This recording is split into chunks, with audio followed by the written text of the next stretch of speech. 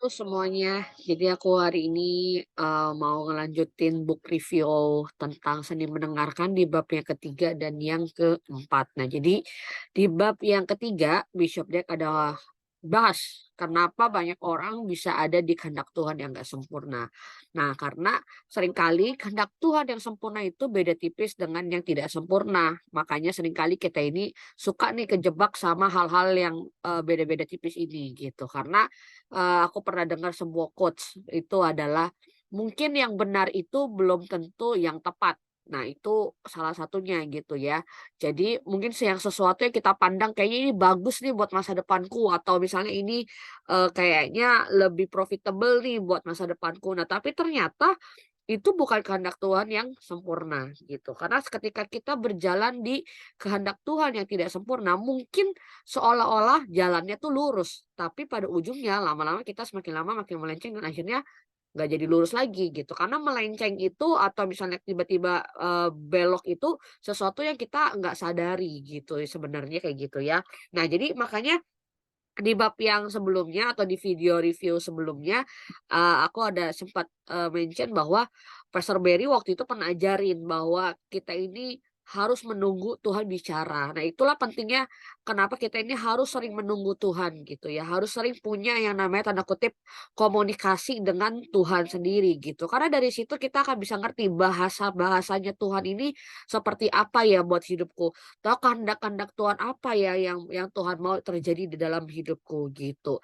Karena di situ ketika kita nunggu Tuhan untuk, misalnya sesuatu yang kita mungkin mau putuskan atau sesuatu yang kita pengen, ingini dalam hidup kita, di situ juga jiwa kita ini dilatih untuk ditundukkan, gitu ya. Karena mungkin biasanya kita tuh suka buru-buru gitu untuk ngambil keputusan, "Wah ini dari Tuhan atau bukan ya? Ya kayaknya ini dari Tuhan deh," gitu, karena buru-buru. Nah jadi, jiwa kita nih masih kayak, oh, ngikutin apa yang jiwa mau gitu ya. Tapi kalau ketika kita belajar untuk nunggu Tuhan berbicara seperti yang Pastor Berry ajarkan, itu membuat jiwa kita ini nggak cuma melihat kenyamanan atau sesuatu yang jadi desire hati kita atau desire jiwa kita, tapi kita sungguh-sungguh ngerti dan sungguh-sungguh akan menunggu apa sih yang Tuhan mau di dalam hidup ini gitu ya.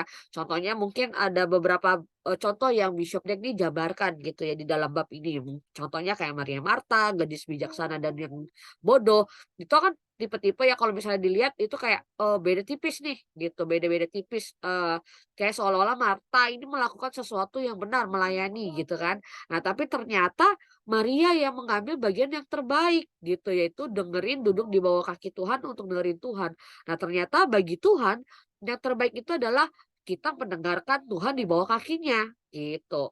Ya jadi bersyukurlah kalau setiap kita ini dilatih untuk menunggu Tuhan gitu ya, karena pastor juga bilang bahwa beda bangku juga bisa beda nasib. Artinya nggak semua orang itu ngerti, nunggu Tuhan itu seperti apa. Untuk bisa masuk ke jatah blessing-mu, nggak semua orang mengerti. Makanya seni untuk menunggu Tuhan ini harus benar-benar kita, pelajari dari gembala kita, gitu ya.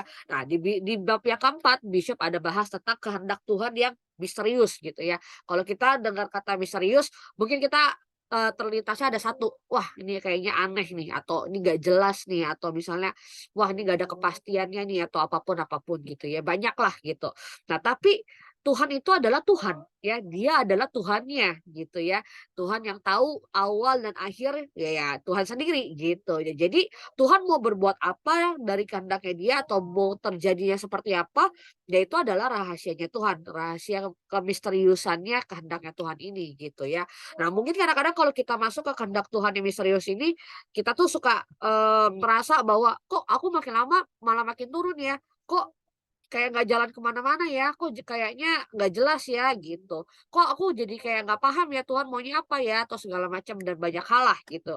Nah tapi, aku teringat sama juga di buku yang tentang di hatinya gitu ya, dan tentang ada 3 jalan gitu ya. Mungkin kita lihat kiri kanan atau misalnya apa, tanamannya pada mati atau nggak ada ini, tapi melewati jalan iman itu semakin kita jalani dengan jalan iman, kita dengan sukacita, ada firman di dalam hati kita, itu yang membuat pelita hati kita ini menyala dan ujungnya jalan iman itu diperpendek ibaratnya gitu ya. Diperpendek sama Tuhan dan kita bisa masuk ke dalam pintu kelimpahan itu dengan kunci kelimpahan itu. gitu ya. Jadi mungkin kadang-kadang kita nggak ngerti kenapa ini terjadi atau segala macam gitu ya. Atau mungkin kadang-kadang ketaatan kita ini seringkali disalah mengerti orang gitu dan banyak hal yang terjadi gitu ya. Tapi balik lagi, Tuhan ini adalah Tuhannya. Ibaratnya Tuhan ini tidak bisa ditebak. Jadi kita ini nggak bisa pakai paradigma kalau Tuhan udah melakukan A, dia harus A sampai selama-lamanya atau misalnya caranya harus A sampai selama-lamanya. Nah, itu nggak bisa. Karena Tuhan ini adalah Tuhannya gitu ya. Nah, kadang-kadang untuk masuk ke kehendak Tuhan yang misterius ini mungkin kita harus meninggalkan yang namanya keamanan bagi kita. Misalnya contoh masa depan kita. Nggak tahu nih mau misalnya, kerjaan harus kayak gimana, terus misalnya, sekolah harus gimana, kuliah harus gimana, keluarga atau segala macam harus, kayak gimana. Tapi semakin kita meninggalkan tanda kutip nih ya, keamanan-keamanan masa depan kita di dalam hidup kita, semakin kita ini akan melihat bahwa Tuhan yang menjamin segala sesuatunya. Dan bahkan kadang-kadang kita itu nggak perlu ngelakuin apapun, Tuhan yang bela sendiri, gitu. Dan bahkan Tuhan sendiri yang justru akan berperang buat setiap kita, gitu ya. Nah, mungkin juga seolah-olah kita akan kehilangan sesuatu, gitu. Kita akan melihat bahwa, "Kok kayaknya aku harus melepaskan yang ini ya," gitu. Nah, tapi justru ketika kita tanda kutip mungkin merasa kehilangan itu, justru hal itu yang membawa kemuliaan kemuliaan Tuhan di dalam hidup kita lebih lagi, gitu ya. Atau mungkin juga kita juga ngerasa, "Kok semakin aku masuk ke kehendak Tuhan yang sempurna, kenapa aku makin lama makin ngerasa aku yang harus mengalah, aku yang harus mengampuni orang, aku yang harus ngerasa kayak aku yang paling bersalah," atau apapun segala macam. Nah, kembali kita ingat, Pastor Berry suka ngajarin jangan jadi victim player, tapi jadi victor player. Mungkin seolah-olah kamu harus yang paling mengampuni, kamu yang harus paling mengalah. Tapi ternyata di balik semuanya itu kamu adalah seorang yang lebih dari pemenang, gitu. Karena lewat pengampunannya kamu, lewat pengampunannya setiap kita, lewat semua hal yang kita lakuin yang seolah-olah mengalah itu, ternyata di situ ada kehendak Tuhan yang sempurna dan bahkan mungkin bisa memenangkan keluarga, memenangkan sekolah-sekolah, memenangkan banyak jiwa-jiwa dan segala macam gitu ya. Nah, yang paling penting adalah ketika kita itu ngelakuin kehendak Tuhan, kita ini semakin lama semakin dekat sama Tuhan.